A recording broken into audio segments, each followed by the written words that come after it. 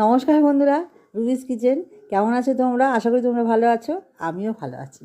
আজকে দুপুরের থালি নিয়ে চলে এসেছি, দেখতেই পাচ্ছ। কিন্তু একটা ভুল হয়ে গেছে। সেটা হলো খাবারের থালিটা আমি সম্পূর্ণ উল্টো সাজিয়েছি। তো কি করব, ছেলে মেয়েদেরকে কখন থেকে ডাকছে, কেউ আসছে না। আবার যথারীতি থালাটা উল্টো করে না সাজিয়ে আবার সুন্দর করে সামনে সাজিয়ে গুছিয়ে নিলাম।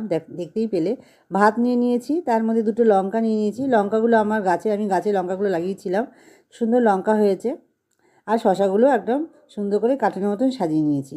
আর নিয়ে নিয়েছি ভেন্ডি আলু ভাজা। আর নিয়ে নিয়েছি পাঁপড়।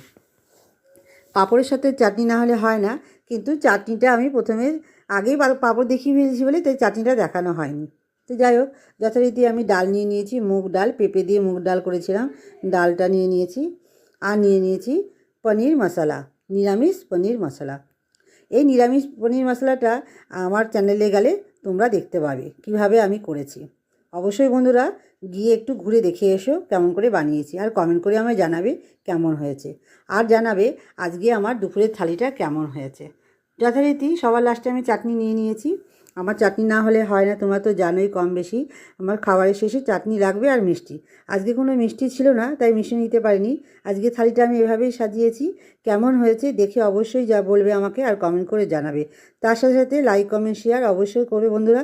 চলো টাটা।